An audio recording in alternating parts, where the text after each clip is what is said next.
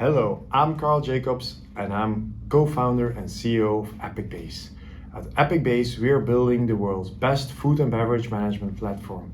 But in this podcast series, it's all about finding answers on how to grow and scale your food service business. I'm talking to numerous experts and industry professionals who are passionate about building a healthy food service industry. Join me on this fascinating journey of entrepreneurship in food.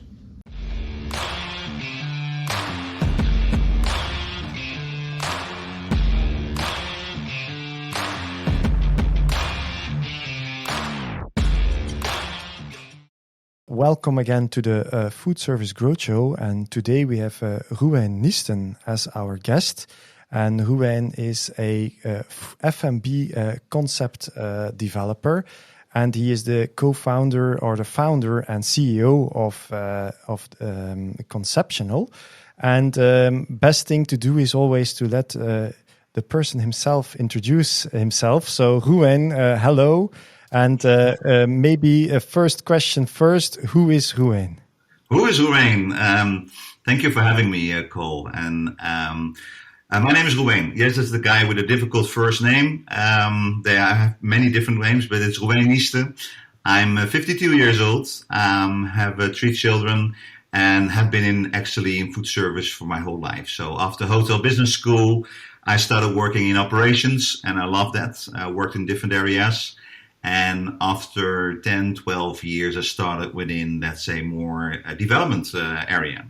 And that's what I've done for quite a long period also with HMS Host. Maybe you know the company.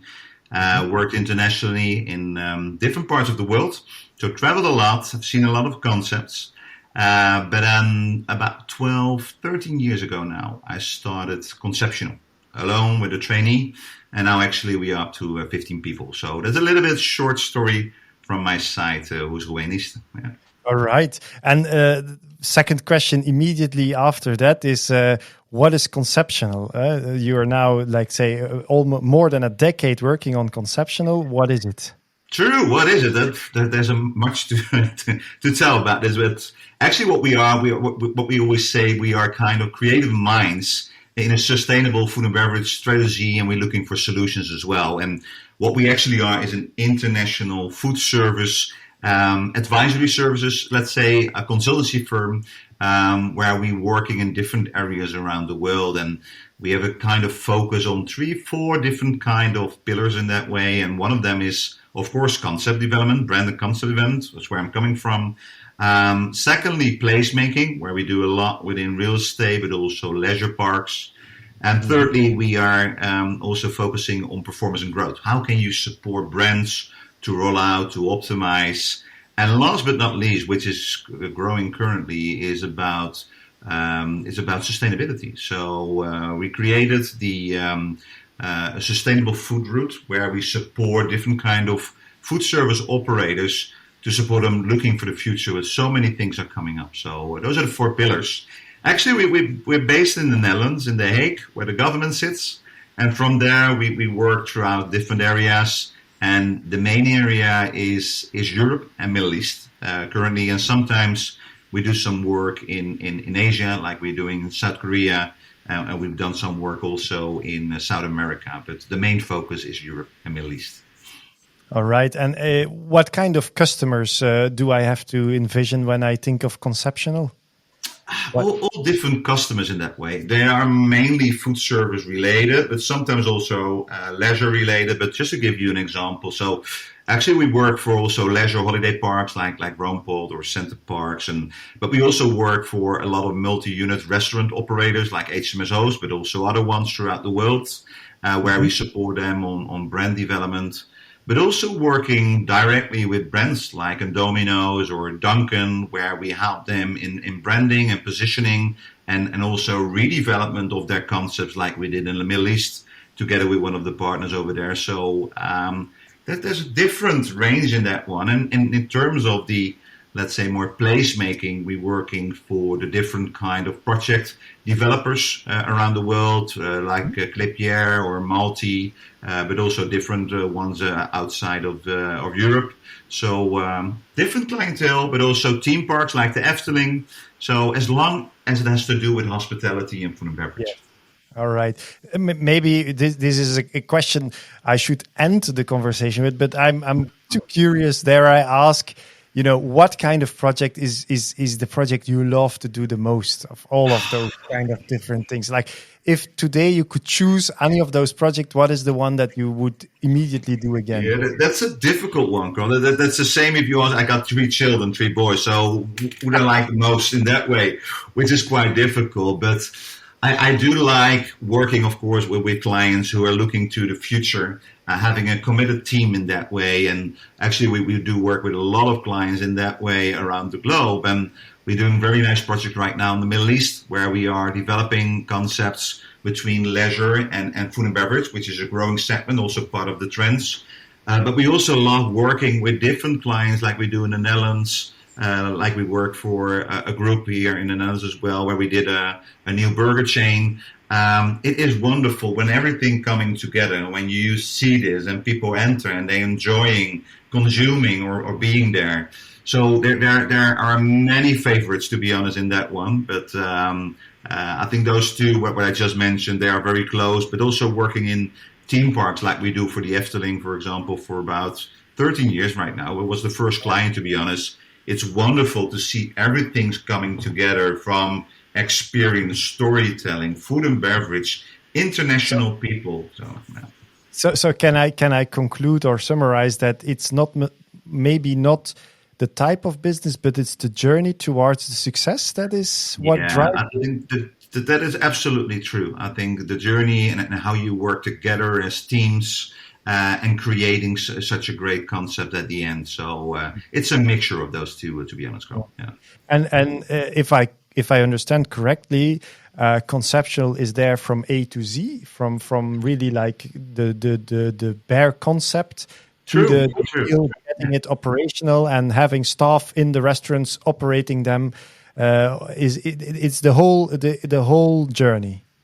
It is the whole journey, but actually we are developers in that way. So we work together, of course, with different kind of clients, but we're starting always from the analyze phase to really understand who's the client, who's the audience, and then bringing it to all the next steps from a business case, from a concept plan, going into layout, functionals, etc.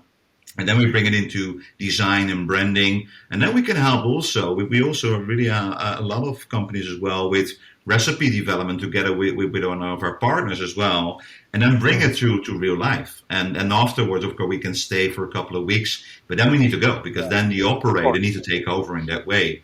But normally that's the case from the beginning till the end, and that's why we said we are kind of holistic approach looking to the projects.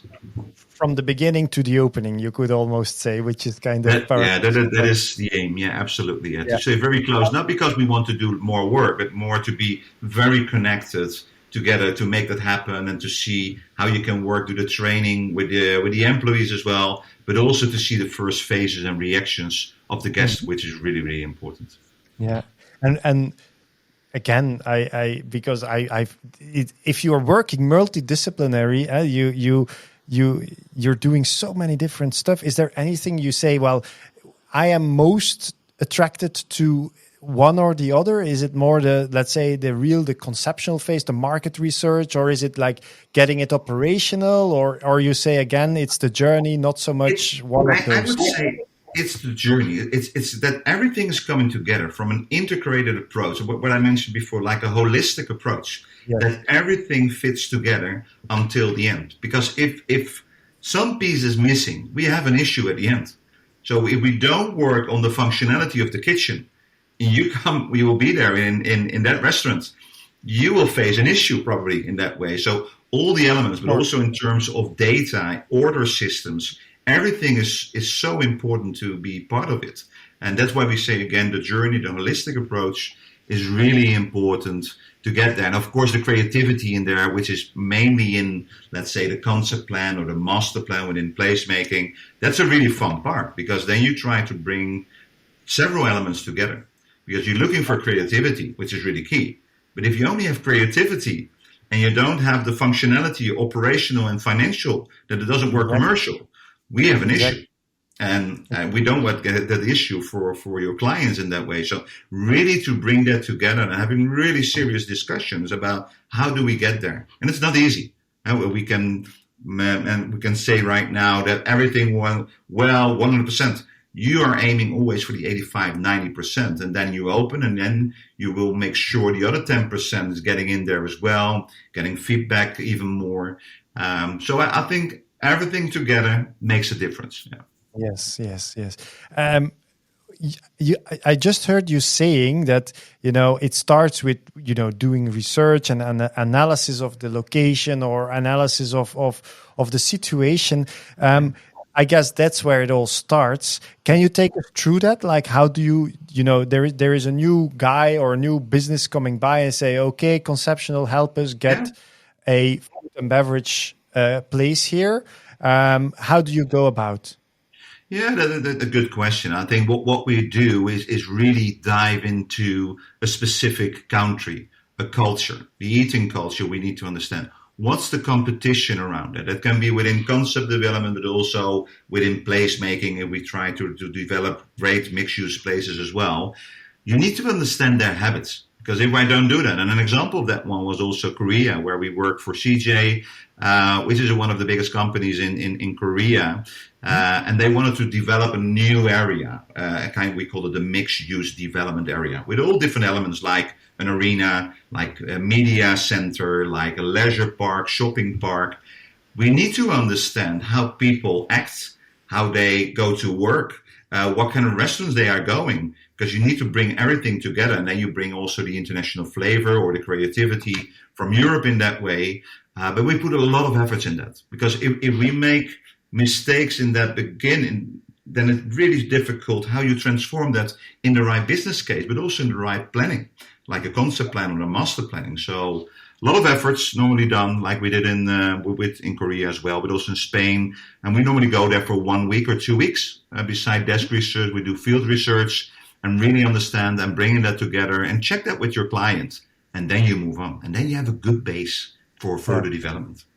Yeah, nice. And so then, okay, you get that base, you understand the market, you understand, the audience, because I guess that's also important, whether or not you're in a business district or in a leisure district, I could imagine.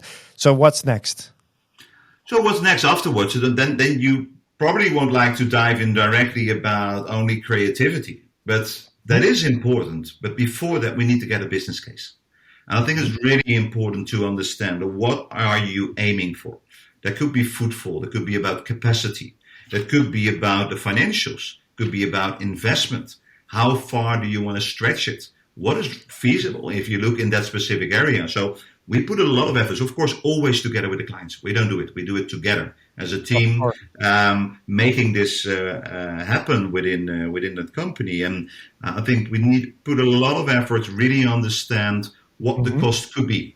Are you 100% there? No. But again, if you go there for 75, 90%, you can work from budget. And then you have a framework.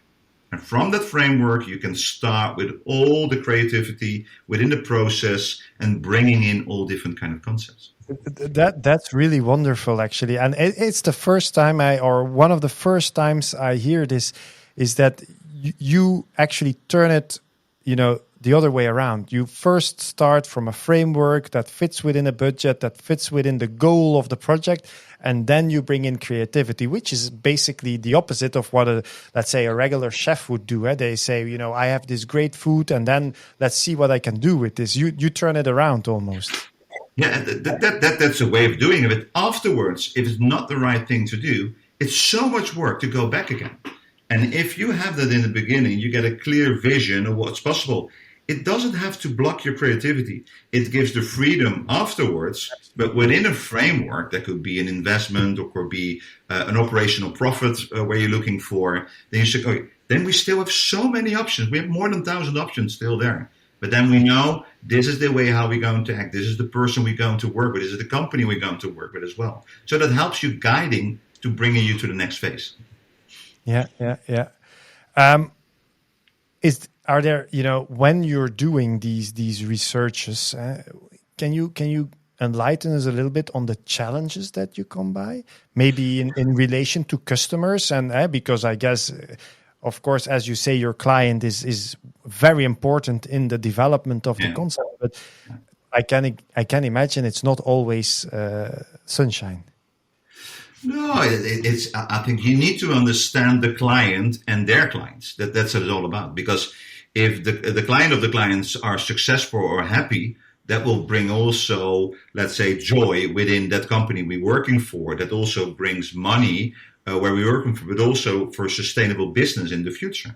So we really need to dive into really understand that company, and then we have difficult questions. That's absolutely true. And I think that it's important to have those questions in the beginning and not afterwards again. And then they probably could say, okay, you're quite direct maybe in the, that's okay, I'm from Holland.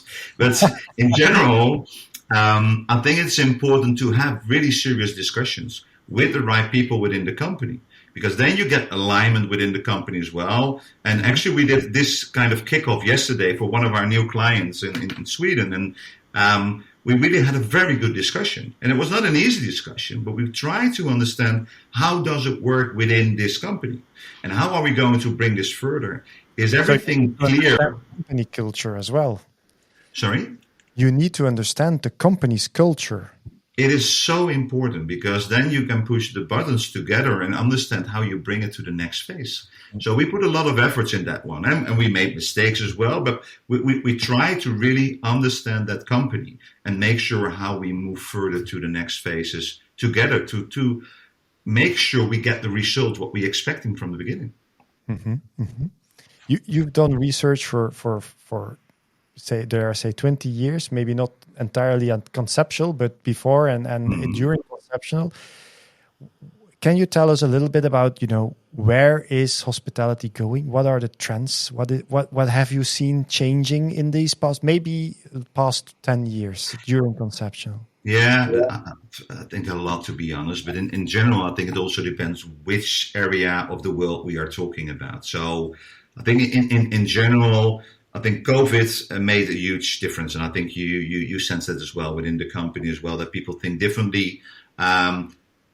When I started at Hotel Business School and started as a concept developer as well, it was always brick and mortar and develop a concept within that specific area, a location, a unit. What we've learned, I think, in the last 5 years, and especially during COVID, that has been accelerated big time, is that we should think hybrid in a different way. So it is also about many other things like the social media. So the impact also of the smartphones, for example, about loyalty you can use. You can use from a social media comments. There's so many influences from that way. You need to understand it as an entrepreneur. Even if you have one location or you have 2,000 locations, it doesn't matter in that way. Coming back to the trends, I think that there's a lot of things going on. And I think if you look at the bigger trends, or we call them the mega trends maybe, it's about meaningful economy. Really understand how can you make a difference as a company? How do you touch your specific audience? Because the generations are changing as well. We see healthifying. People think different about their offer. It doesn't say you always have to eat salads, but there is a growing segment in that specific area as well. Like also sustainability, as we discussed initially. And that was one of the reasons 3 years ago where we said, okay, we need to focus on sustainability more and more. We need to understand. And if you look right now what's going on from a regulation point of view, but also ESG, if it's not only coming from, let's say, the company itself, and happily that is happening a lot, but there's so much regulation coming up. And hopefully people understand what the impact is on their business. Big time. Big time. So that's a huge technology also. If you look what's happening in Japan, or you see in Korea, but also in the US, and looking at the issues, the challenges we have right now is about stuff. And it depends which part of the world you are. But if you look at Europe, even now Middle East a little bit more, but also the US, but also looking into UK, we have a shortage of stuff. We can say no, but it's a real fact. And it's difficult to get people back within that industry, which is a beautiful industry. So how do you use tooling, technology within your company to make life easier? because that isn't. Can I jump on that? And how do you have you worked and how do you look at de-staffing these concepts, like making sure that you order through tablets and iPhones and maybe even introduce robots, because I even see those passing by. I mean, maybe it's a bit far-fetched for the moment, but how do you look at that? And have you worked with things like that? Yeah, how we look at it, I think it is key to embrace certain things. But again, it really depends what kind of industry you are. Are you in the QSR, quick service restaurant? Are you in fast casual? Are you in casual dining? Are you in premium dining or fine dining? There's big differences. Where we see where people embraced mainly is within QSR and fast casual currently. Yeah. Why? Because it's possible within that sector. There's volume. If you look, for example, the quick service restaurants, there's volume where you see, let's say, sales between 2.5 million till 6-7 million. There you can bring in automation in that way. There could be robotization as well, like Flippy, who's doing the burgers, the pizza, which you're using in the pizza robot in Paris, for example. There are more like some companies also. They built other technical companies to bring that into your company, which is smart, I would say. Why should I do it all from scratch? Buy in another company in that way. So we see a lot of things happening on that specific area, but also in terms of ordering, as you mentioned yourself, self-ordering. I think it will move probably everything is going to move through your smartphone in the future, because also looking from the cost, we can still, of course, make beautiful screens, touch screens in there, but it's still costly. They can break down, which can happen with your phone too, but in that way, we don't see it. So we see a lot of things changing. I think that, like we look at McDonald's, that helped the industry in that way, because they already started with it probably 12 or 14 years ago, maybe even longer, with the first screens, and that worked for them in that way. And looking through COVID, I think, again, technology is becoming more and more important as well, because you try to find ways how you can get income in a different way. So it is important. And talking about how we use it currently, it's with ordering system. It's how we use it. It's working with social media, how that reflects into your store, that you can show it, for example. We're looking also to robotization. We have not used it yet, to be honest, but we are talking with a couple of companies right now how we can bring that in. But you also need to maintain it. So you need to have a company to maintain this as well, which is really important, of course. And it actually changes the type of staff you need, and probably that is still also quite a challenge to find the people to maintain robots, which is a different thing than hospitality.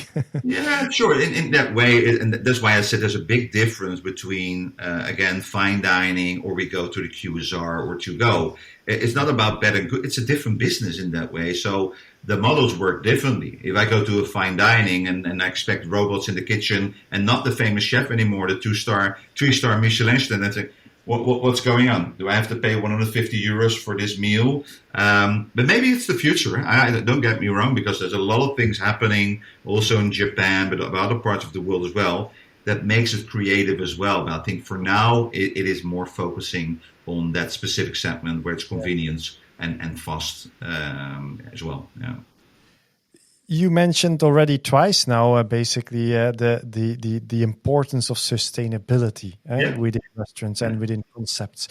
I'm going to ask a provocative question here. Sure. How much of that is real sustainability, and how much of that is today greenwashing? I think both is happening in the world, to be honest. But I think if you see what's happening in this world, if you see how the new generations look at this specifically, like Generation Z, like the millennials, they will become your future guests. They are already your guests, but they will be future guests when they're in the family. Look at my children as well. When they have a family as well, they have different thoughts about how you're taking care of the world, animal welfare. If you skip it, they will say, okay, that's fine, but I'm not going to your location. Currently, if we look at the different generation, it's still a broader mix with the baby boomers and also at the other side, the alpha. So it has different values. If I ask my parents, they will say, okay, take care of each other, but really about sustainability and plant-based, they look at me, I just want to have my steak or something else. So it can be a different discussion. But we need to acknowledge that there will be a difference looking to the future. How are we going to make this happen?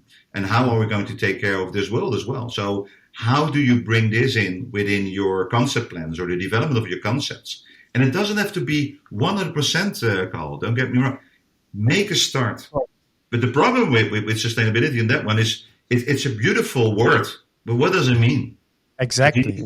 You need to measure it. So that's why we created a system like that. We measure all the areas from CO2, but also all other elements about the ingredients, etc., to really understand where can you make the difference and how much is, for example, plant-based. I'm not saying you should do only plant-based. No, not at all. But we need to find a balance because it is reflecting the needs, and at the other side, it's taking care of the world more and more, where we're going towards 2050 in the future. As Conceptual, do you have KPIs on that? Like, we want 50% or 70% of our menu being in the dark green CO2 kind of area, where 0.5 kilograms per meal is the max?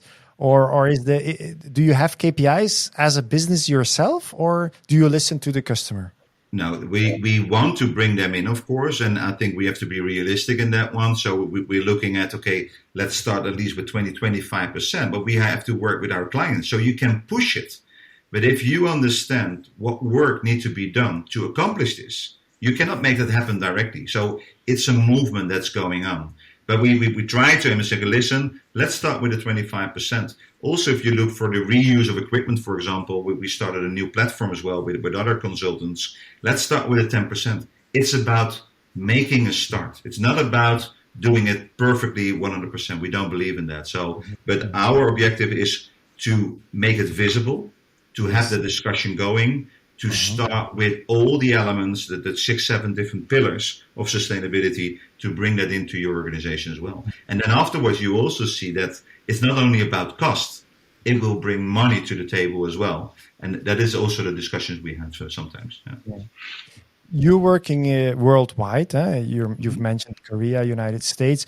Is this sustainability topic global, or is this, let's say, Western or Northern Europe, or is this a true global thing for now or now? Very good question, Phil.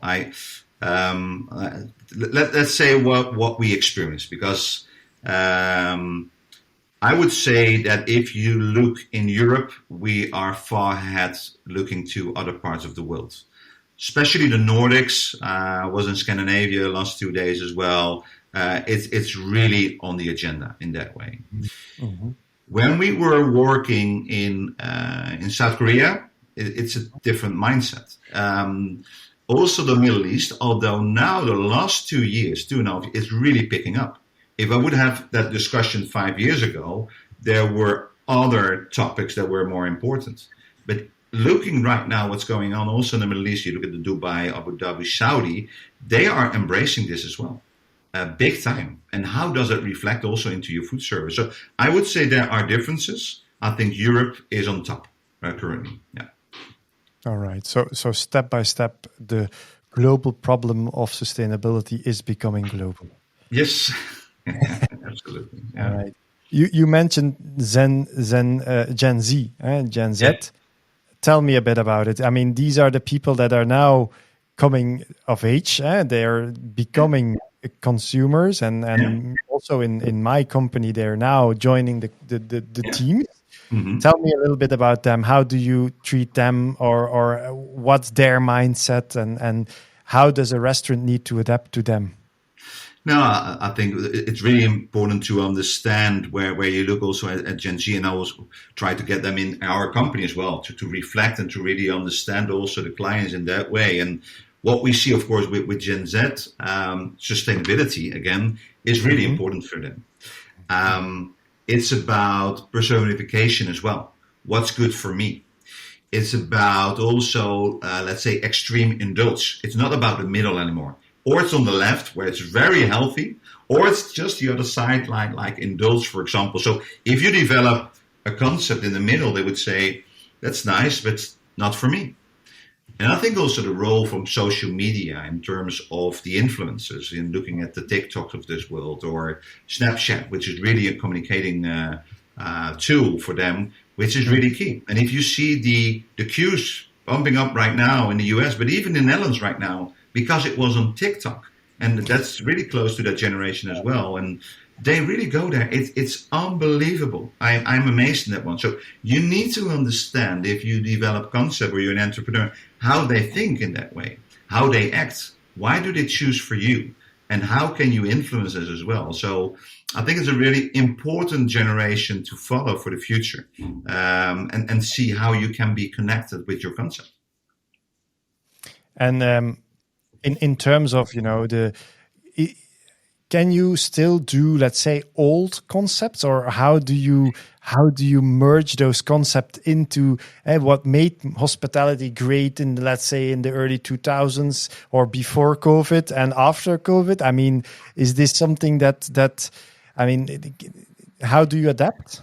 Yeah, I think it's a mixture, of course. But what I said, if you are too much in the middle, it's quite difficult. And we know that if you talk about trends, that there are certain cuisines like the Korean one, Japanese one, the fusion are there. A good brasserie from Paris, whatever, will remain because it's good. It's about the service, about the quality of the food as well. There are a lot of people who love to go there as well because it's authentic in that way. So it's a mixture of that. So I'm not saying you should only do TikTok concepts. We are out not working. That is for a specific generation. But even that generation, they have different needs at different moments because they will be part of the family sometimes and they will go somewhere else. If they will go with friends, they might have a choice to go to that specific concept. So I don't believe that we won't see those concepts anymore because we will see fast service concepts. We will keep them as well. We will see more fast casual and casual dining. I think the fine dining, which is not superb in that way, would have a little bit more difficulties in that way. But in general, I would say if you stick to quality, service, and having the right ambience and value for money, I think that's really important as well because I'm happy to pay a lot of money. But if it's not the value what you're expecting, that's an issue. So that needs to be in balance. Yes. And one of the things you said in the beginning of the conversation when you were introducing Conceptional, one of the pillars that you were looking for or looking at was performance and growth. Is that correct? Yeah. So, can you tell a little bit about that? Like, how do you establish growth and what are the let's say the trade secrets of making a business successful? Yeah, sure. Happy to do that. And that also has to do, of course, with our operational experience. And if you look at our team, we have a lot of operational people as well who shift also to development and other parts and branding. But we can develop beautiful concepts, Carl. We can. But if it doesn't work operational, if we don't have the right people, if we don't have the right products, we're out. Just very, very simple. So that's why we said, okay, listen, we try to understand certain organizations, how they work from a procurement point of view, from a marketing point of view, from, let's say, human resources or human capital point of view. How does it really work? Because you need to have the right people to make great operations or great companies in that way. So what we do first, if we work with a company, is to really understand that company and how can we optimize the existing business. Mm-hmm. What we sometimes see is also that they roll out directly, but they don't have the backbone ready to do so. So what we try to do is to make sure we're focusing initially on that specific organization or specific brand. That can be on menu, presentation, signage and communication, people and training in that way. It's about managing how you look at it, procurement in different ways, but also dashboarding. So the data, how do you work with data? What is the additional value of data? How can you make your life easier? And if you have a brand that has potential maybe to roll out for 50 or 100 stores, then we first want to start in that specific country or city to see how they work. But then again, the basics need to be right. And this is what we do with performance and growth. And if it's correct, then we move to, let's say, more the rollout. That's the growth sector of that, performance and growth. And looking into the growth, then we say, okay, how can we roll out? What kind of formats do you need? what kind of players are you going to do it yourself? Are you going for franchise or a license or a joint venture? That really influenced your organization as well. And since we're coming out from a concession and franchise environment, also as my partners, we understand where everything goes wrong. It can go quite wrong, of course. If you don't have the basic right, it's difficult to grow. So we always say, let's focus on that one initially, and then we would love to start the growth, because we've seen also some of the brands that really start directly, but then they say, okay, we have to go back because the basics are not there. Logistic distribution, also a very important one. If you cross the border, if you go from the UK, you go to Belgium or to the Netherlands or Germany, and you don't have the logistics in place and distribution, it is difficult. You don't get your products in, or you don't get the right products in, or etc. Let's talk about something that's dear to me, is food cost. Yeah. How impactful is that? And when you are developing concepts, what's the ideal food cost? What's let's say a top performing food cost? And do you achieve that in reality? Do you also experience the gap between the theory that you write down, in the business model, and what is then the execution afterwards? I mean, do you experience that gap as well? Yeah, we sometimes see a gap, and it can have many reasons for it. But I think the food cost is a really important one to manage. If you see what happened in the last 18 months, there's an increase every month, and really increases until 18, 20, or 30%. So that's something difficult to manage, of course, because this is happening. Then you can have a look at volume procurement, which is another side. I think the other one is also using the right data. Also to make sure you bring waste as low as possible. That's another really important one as well. If you look at our business cases, we have different kind of food costs. So if you have a fine dining or a casual dining, and fine dining, of course, will be higher. It might be 30 or 33%, I just say something. If you do, for example, an Italian concept, which can be a fast casual concept, you try to manage it as well. But then you're looking between 20 or 25%. And then again, how many locations you have, it depends. So we know a little bit based on the experience we have personally and also within the company altogether, where it should sit. So that's the base. But you have, of course, the real cost and the theoretical cost, which you're using initially in your business case. And I do believe that we are normally close. If you look at hamburger chains, for example, you need to understand that. There needs to be a certain possibility to make this happen based on experience and based on benchmark. But there are sometimes differences, but it has to do with waste, not training your staff in a proper way, not having the data ready that you can make it really easy, bring everything together, and your cost price in that way, so you can really change that into your menu price, which is important. Sometimes people say, okay, it costs €5. We ask €8. You have an issue. We're up to 60% on food cost. So you need to manage that in a proper way. So there are many different factors that can influence that food cost. All right. I often tell people that, when they start a new business, and I am not a conceptualist, I am not in that business, but from what I see is that there's a few things that are very important. The first one is, of course, the location of your business. The second one is the concept, and the third one is the food. Yeah. How do you? Is there anything that I'm missing, and from those three, which one do you think is the most important, or how do they work together, in your opinion? And are you then talking to entrepreneurs, or are you talking to customers, guests? No, to the entrepreneur. People, entrepreneurs, yes, looking to open up a new business or to scale the business. No, I think you're right. Location is really important in terms of footfall, in terms of competition. It is key.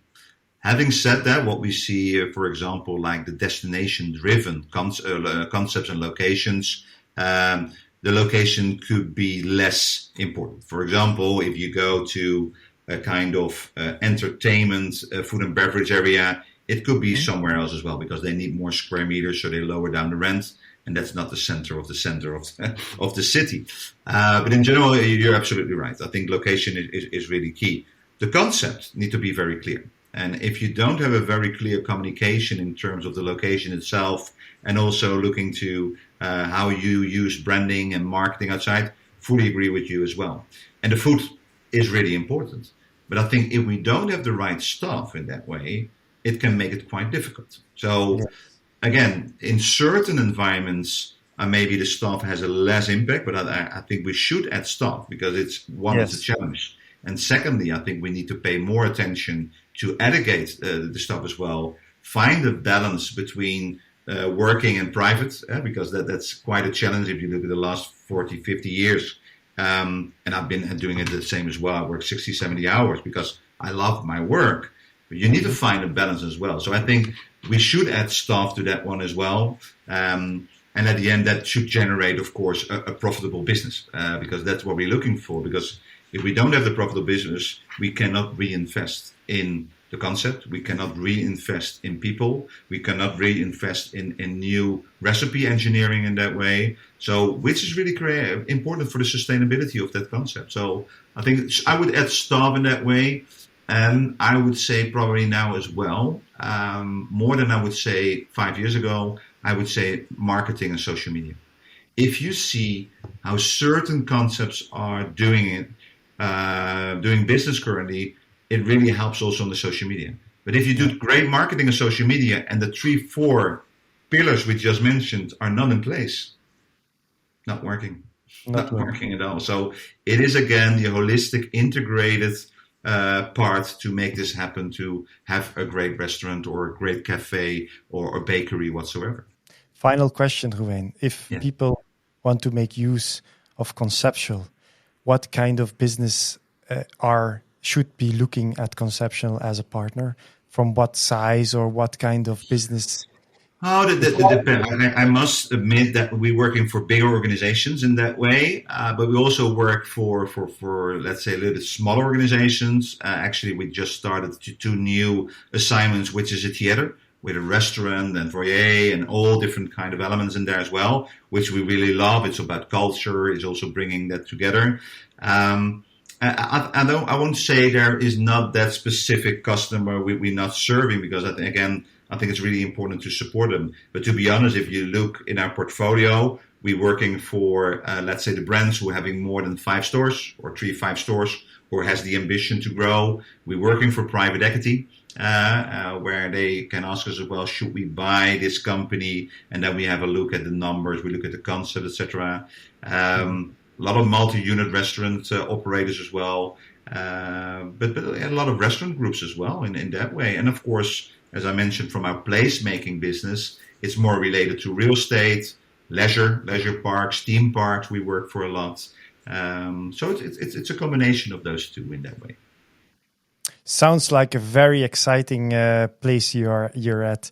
Reoewein, this was an extremely interesting talk. Thank you very much for taking the time, and I hope you enjoyed it. Thank you so much, Carl. I really enjoyed it and being part of it. So really looking forward to maybe to have another one in the future. Looking forward to that. Thank Goodbye. you, Carl. This brings us to the end of the show. My name is Carl Jacobs, and I hope you enjoyed this episode. The Food Service Growth Show is all about growing your brand into a profitable and healthy business. Subscribe to this channel for more hands on interviews and insights. Until next time on the Food Service Growth Show.